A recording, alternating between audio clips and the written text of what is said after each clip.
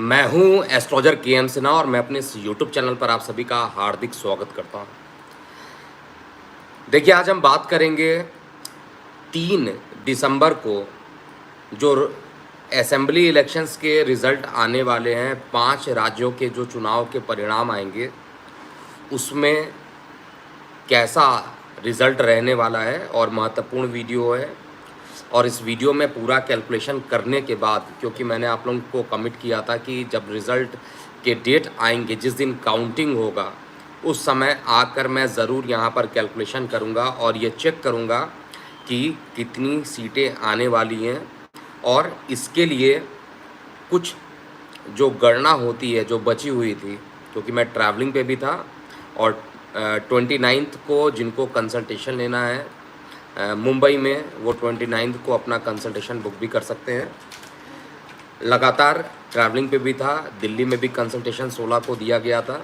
तो अभी हम ये बात करेंगे कि जो 5 राज्यों के चुनाव होने वाले हैं, जिसमें 7 नवंबर को मिज़ोरम में चुनाव होंगे, 7 को और 17 को छत्तीसगढ़ में चुनाव के लिए वोट होंगे, 17 नवंबर को मध्य प्रदेश में, और राजस्थान का डेट चेंज हुआ था, 25 नवंबर को राजस्थान में, और साथ में 30 नवंबर को तेलंगाना में चुनाव होने वाले हैं। लेकिन इन सभी का जो कंबाइंड रिज़ल्ट आने वाला है, वो रिज़ल्ट तो 3 दिसंबर को आने वाला है, 3 तारीख को आने वाला है। अब ये सबसे इम्पॉर्टेंट है कि अब इसमें कौन सी पार्टी जीत रही है, क्योंकि देखिए जो मेन इसमें टारगेट होने वाला है, यानी जो मेन फाइट होने वाली है, वो बीजेपी वर्सेस कांग्रेस की ही फाइट होने वाली है। इसमें कहीं पर भी कोई डाउट नहीं है। जहां पर बीजेपी के लिए माननीय नरेंद्र मोदी जी एक कहा जाए प्रचारक के रूप में, उम्मीदवार के रूप में, आप ये कहिए, उम्मीदवार कहना सही नहीं है, लेकिन जो मेन फोकस किया गया है, जो चेहरा बनाकर चुनाव लड़ा जा रहा है, वो नरेंद्र मोदी जी का है। जबकि कांग्रेस के लिए कहा जाए राहुल गांधी का जो चेहरा है, और वहाँ के जो एग्जिस्टिंग लोग हैं, जैसे राजस्थान के लिए अशोक गहलोत का, सचिन पायलट का, साथ में मध्य प्रदेश में कहा जाए तो कमलनाथ का, और छत्तीसगढ़ में बघेल जी का, ये सभी लोग जो हैं इनके मेन उम्मीदवार बनते हैं। जबकि भारतीय जनता पार्टी के लिए कहा जाए तो राठौर जी बनते हैं, और साथ में शिवराज चौहान जी जो मेन उम्मीदवार बनते हैं। इसके अलावा और भी जो लोग हैं उनकी कुंडली का अध्ययन किया गया, डिस्क्लेमर मैं पहले ही दे दे रहा हूँ। अब हम केवल ये बात करते हैं कि 3 दिसंबर को क्या होगा। इसमें बहुत ज़्यादा वीडियो को मैं ड्यूरेशन लंबा नहीं करना चाहता हूँ, मैं केवल पॉइंट टू पॉइंट यहाँ पे बताना चाहता हूँ कि एग्जैक्टली क्या होगा इस चुनाव के रिज़ल्ट में। देखिए, 7 नवंबर को जो मिज़ोरम की चुनाव होंगे, मिज़ोरम में मिज़ोरम का ऑलरेडी कहा जाए तो उसमें कांग्रेस और मिज़ोरम एमएनएफ का जो वर्चस्व रहता है, उसमें एनएमएफ ही जीतने वाली है इस बार भी, और कांग्रेस वहाँ पर पीछे होते हुए दिखाई देगी। तो मिज़ोरम नेशनल फ्रंट जो भी है, मिज़ोरम की जो पार्टी है, लोकल पार्टी, वहाँ पर जीतेगी। वहाँ पर ना ही बीजेपी आएगी ना ही कांग्रेस आएगी, और ये स्थिति यथावत मिज़ोरम के लिए बनेगी। छत्तीसगढ़ के लिए देखिए, स्पष्ट रूप से कहा जाए तो पूर्ण बहुमत के साथ कांग्रेस ही वहाँ पर सरकार बनाते हुए दिखाई दे रही है। छत्तीसगढ़ की जो सीट आने वाली है कांग्रेस के पक्ष में ज़्यादा आएगी। और जो मैंने सीटों की गणना की है, क्योंकि 90 विधानसभा सीट वहाँ पर निर्धारित है, तो 90 विधानसभा सीट में कांग्रेस को 45 से 55 सीटें मिल सकती हैं, और वहाँ पर 45 मिनिमम सीटें ही चाहिए जीतने के लिए। तो वहाँ छत्तीसगढ़ के लिए तो कन्फर्म है कि कांग्रेस एक बार पुनः वहाँ पर सरकार बनाते हुए नज़र आ रही है। मध्य प्रदेश की बात किया जाए तो 230 विधानसभा सीट है, और मध्य प्रदेश में जो मुख्य मुकाबला होने वाला है कमलनाथ वर्सेस शिवराज सिंह चौहान के बारे में। तो यहाँ पर देखिए सर्वे क्या कहता है, ओपिनियन पोल क्या कहते हैं, लोग क्या कहते हैं, वो अपने जगह पर है। लेकिन मेरा ये मानना है कि 120 सीट, कम से कम 120 सीट के आसपास, अब जो मैं सीट बता रहा हूँ उसमें 5-10 सीट आगे पीछे हो सकता है, लेकिन बहुमत के साथ पूर्ण बहुमत तो नहीं कहूँगा, लेकिन बहुमत के साथ भारतीय जनता पार्टी वहाँ पर पुनः सस्टेन करने वाली है।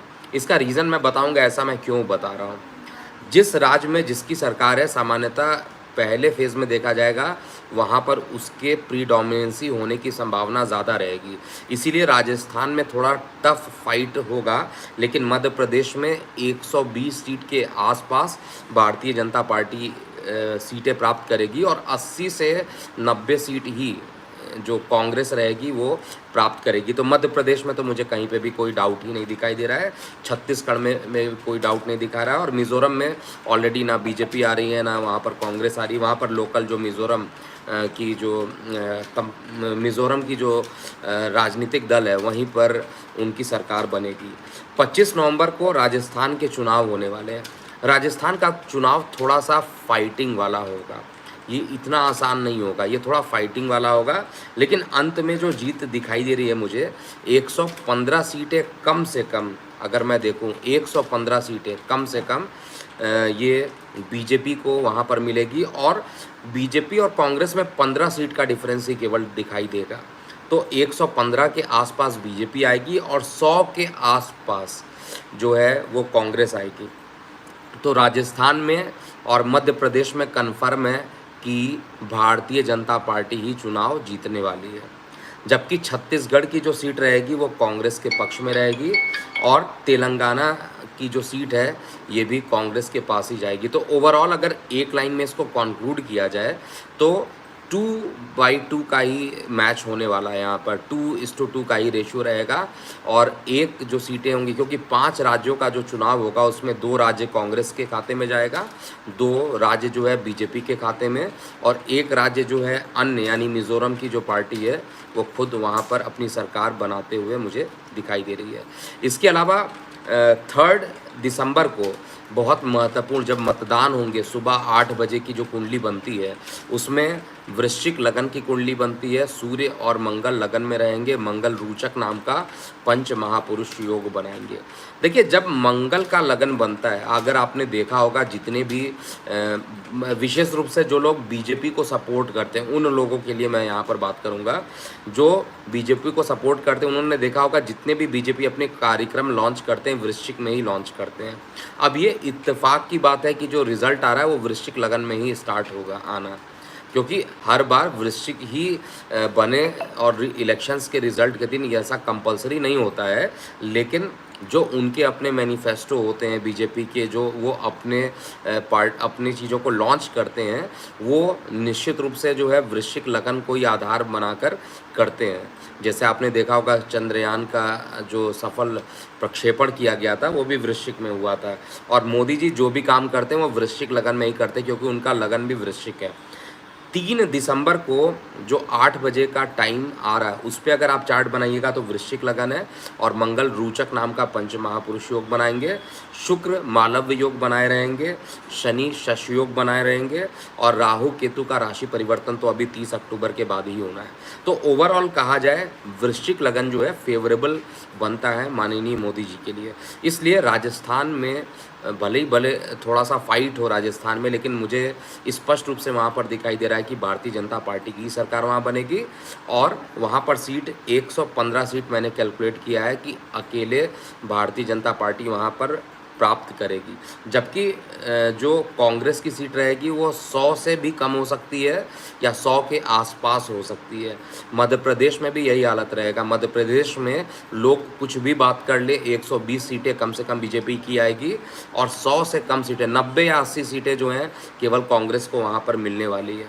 बाकी छत्तीसगढ़ में कहा जाए तो कांग्रेस को बहुमत मिलेगा, 45+ सीटें वहाँ पर आराम से कांग्रेस को मिलेगी, और तेलंगाना भी कांग्रेस के खाते में ही जाने वाला है।